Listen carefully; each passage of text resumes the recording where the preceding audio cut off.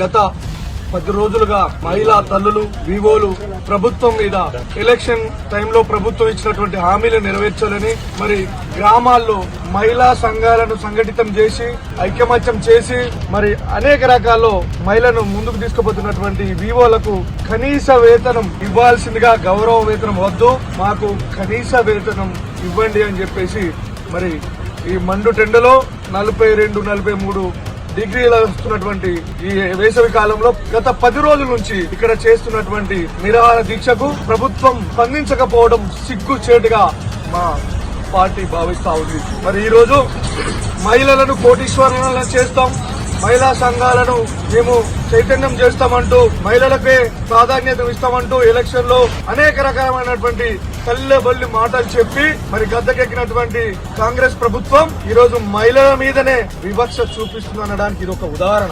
ఎందుకంటే గ్రామీణ ప్రాంతంలో ప్రతి ఇంటింటికి మరి వివోలు వాళ్ళ సేవలు అందుతాం. అట్లాంటి వివోఏ అట్లాంటి వాళ్ళను ఇంత నిర్లక్ష్యంగా ఇంత దీన స్థితిలో చూడడం చాలా బాధాకరమైనటువంటి పరిస్థితి. ప్రభుత్వమా ఆలోచించండి.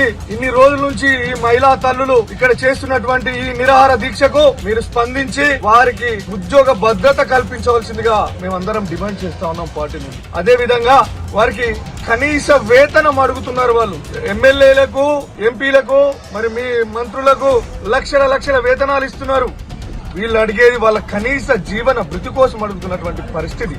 మీరు ఆలోచన చేయాల్సినటువంటి అవసరం ఉంది. దయచేసి ఈ మహిళా తల్లుల్ని ఆదుకోవాల్సిందిగా విజ్ఞప్తి చేస్తూ వీళ్ళ పోరాటం నెరవేరేంత వరకు బీఆర్ఎస్ పార్టీ తరఫున మేమందరం అండగా ఉండి వారి కోసం రాబోయే రోజుల్లో ప్రభుత్వం దిగిరాకపోతే ఏ కార్యక్రమాలు వారు పిలిపించిన అధ్యక్షుల వారి అధ్యక్షతన పార్టీని కలిసి వాళ్ళతో పనిచేయడానికి మేము సిద్ధంగా ఉన్నామని తెలియజేసుకుంటూ ఈ అవకాశం ఇచ్చినటువంటి అధ్యక్షుల వారికి కృతజ్ఞతలు.